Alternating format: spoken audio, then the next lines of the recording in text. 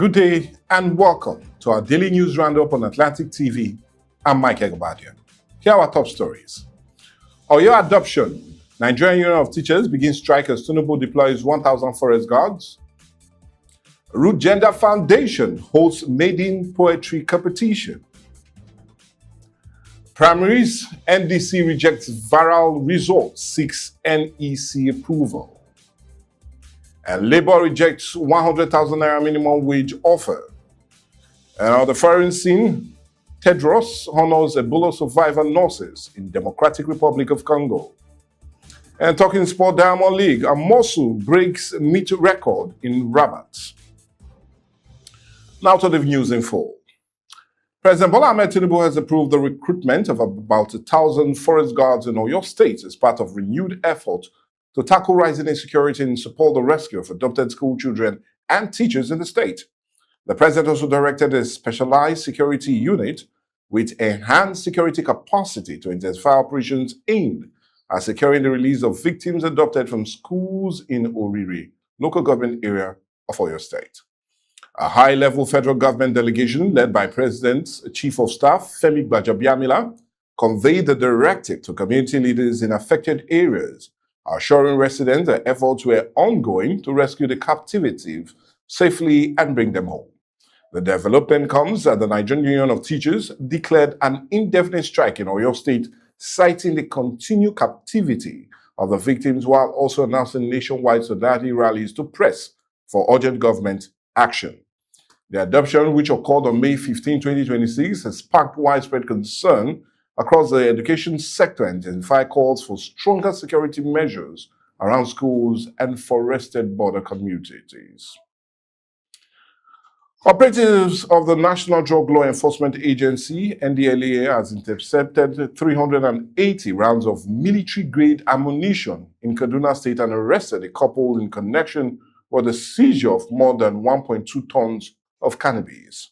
The agency's Director of Media and Advocacy, Femi Babafemi, said the ammunition was recovered on May 24 during a patrol along the Abuja-Kaduna Highway at Jere, where a 30-year-old suspect, Sanisu Musa, was arrested while alleging transporting about 380 rounds of 7.62 millimeter ammunition to Katsina State. Babafemi said the suspect and the recovered ammunition has since been handed over to relevant security agencies for further investigation and also action. In a separate operation in Kaduna, NDLA operative arrested a couple, Musa Sunday and Mercy Sunday, alongside another suspect, Salome Ezekiel, after 100 jumbo pack of skunk weighing about 1,246 kilograms were recovered from the residence in Guni Bora area. The agency also reported additional seizure and arrests across the country, including intercepted drug consignment hidden in water purifier machines shipped from the Netherlands to Lagos, as well as raids in Niger and Enugu states where large quantities of illicit drugs and controlled substances were recovered. The students from several secondary schools have showcased their literary and spoken word talent at the maiden edition of the Root Gender Foundation Poetry Competition held on May 29th in Warri City. The event brought together young poets from different schools under the theme, I See the Bigger Picture, aimed at encouraging creativity, leadership, and positive social change through poetry and self-expression. Participants from schools include Mother of the Redeemer Catholic Secondary School, Rehoboth Covenant College, Nana Model College, Rise International School, and others delivered performances that highlighted critical thinking and artistic expression.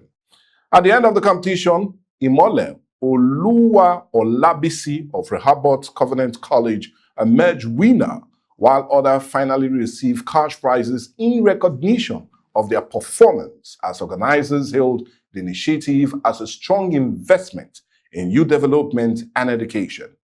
It was indeed a joyful moment for students who were present at the event. Clock it, even where we don't get it, they call it Gen Z. Some of our girls here, they need role models. They seem to start up and end up in a very bad way. A lot of them, you see them with potential, but they don't have enough drive. Some of them were close to tears. They were saying what is happening to them in their own lives, but in a poetic way. So it is an amazing platform that gives the girl child an opportunity to express herself. Her contact is here. So if you are going through any kind of intimidation, oppression, or sexual abuse. Talking politics, the Nigerian Democratic Congress, NDC, has distanced itself from results of its recently concluded nationwide primaries circulating on social media, insisting that only its National Executive Council is authorized to announce official outcomes.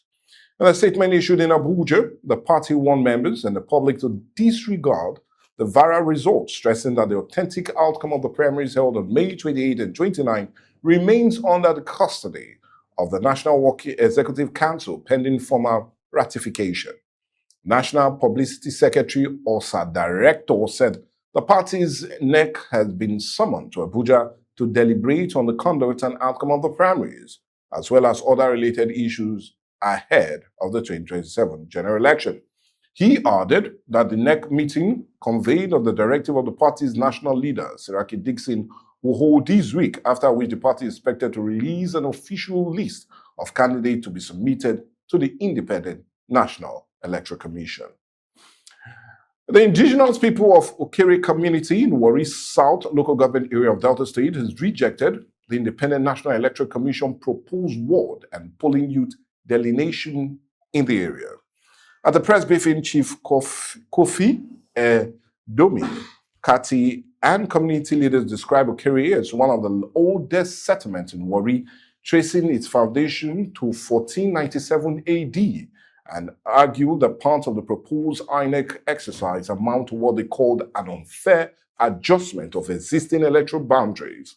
They specifically faulted the proposal to cede portions of the GRA ward in Warri South local government area to neighboring areas, insisting the decision would amount to an injustice against the community.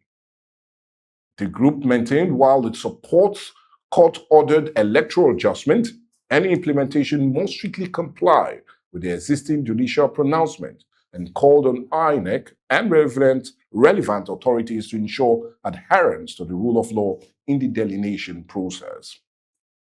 Away from that, the Nigerian Labour Congress has rejected a proposal by the Nigerian Governors Forum to peg the national minimum wage at 100,000 naira, describing it as far below what workers need under current economic condition. NLC spokesperson Bessin Opa said in an interview that while the idea is reviewing wages was welcome, the proposed figure does not reflect the realities of inflation, rising living costs, and declined purchasing power of Nigerian workers. The reaction follows comment by the chairman of the Nigerian Governors Forum and Kwara State Governor Abdulrahman Abdulrazak, who said governors were considering a new wage structure aimed at raising or balancing workers' welfare with government revenue realities.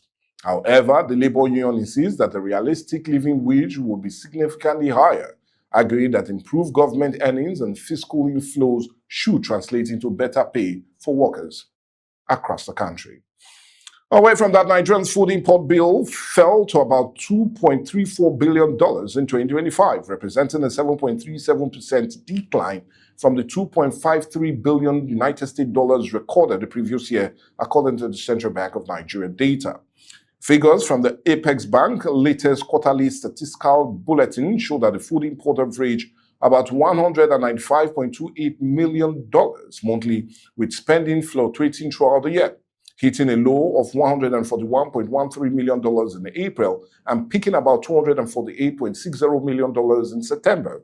Analysts said the trend reflects a gradual shift in foreign exchange allocation, even as Nigeria continues to grapple with food security concerns and rising domestic demand pressures.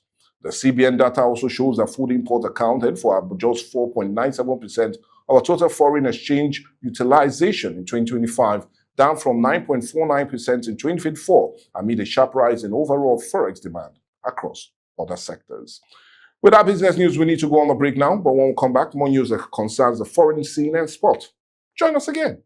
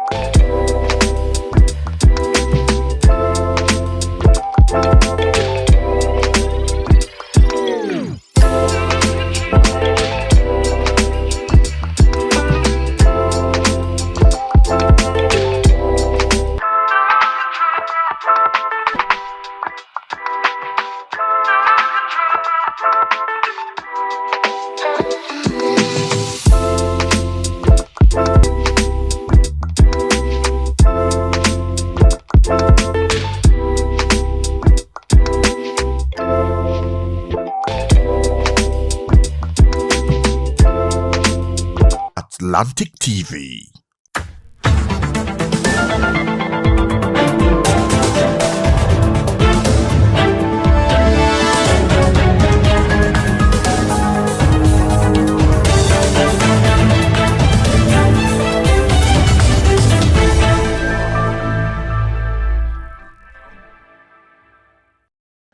The Foreign Director General of the World Health Organization, Tedros Ghebreyesus, has honored healthcare workers affected by the ongoing Ebola response in the Democratic Republic of Congo. At the ceremony held in Buna, Tedros presented survivor certificates to nurses who contracted the Ebola virus disease while treating patients during the outbreak. The event, organized under the auspices of the World Health Organization, recognized the sacrifice of frontline health workers in containing the deadly virus in the Democratic Republic of Congo. Understand from this. So, to message to the communities, if you come early and if you get the medical care support, as others have survived, you can survive as well.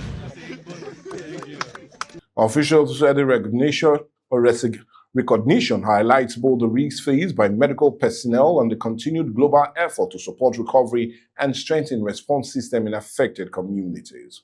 Still on the foreign scene, the United States has moved to tighten its export controls and advanced semiconductors, issuing new guidelines that reinforces restriction on shipment of AI chips to subsidiaries of China's companies operating outside China. The United States Department of Commerce said in a notice issued on Sunday that licensing requirements for advanced AI chip exports apply to any firm linked to Chinese parent companies or headquartered in China. The Bureau of Industry and Security clarified that the rule remains in force even after questions emerged following the rollback of earlier policy proposal under the previous administration. Officials said the clarification was issued to close potential loopholes in the export control system, particularly those involving overseas subsidiaries that could access restricted technology. The move comes amid ongoing tension between Washington and Beijing over artificial intelligence and semiconductor technology, with major chip makers such as Nevada and others closely tracking the evolving restrictions.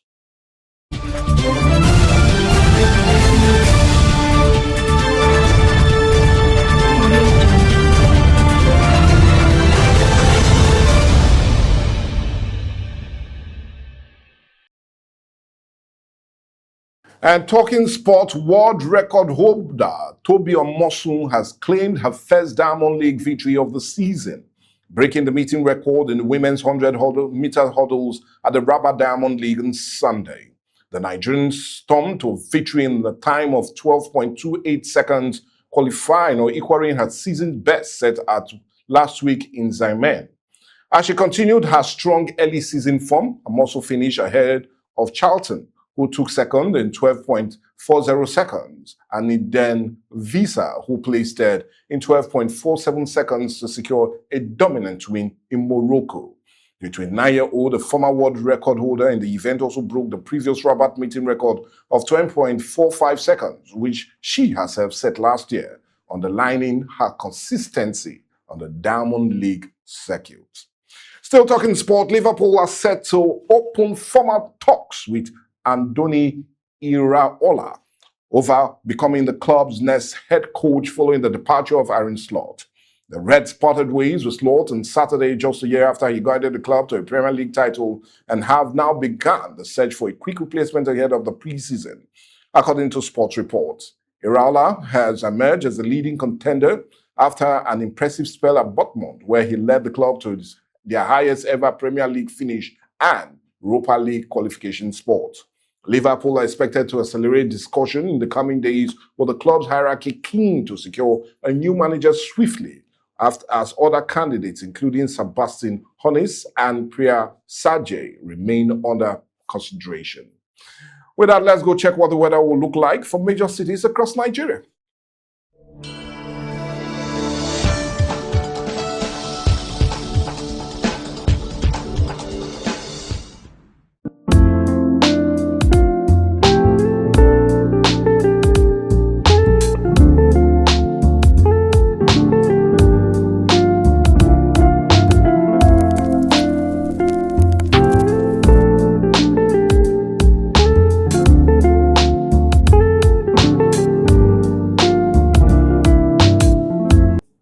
Well, no surprise, we're in the rainy season. And with the weather forecast, that brings us to the end of news on Atlantic TV. I'm Michael Gobadia. God bless you. Have a great week ahead.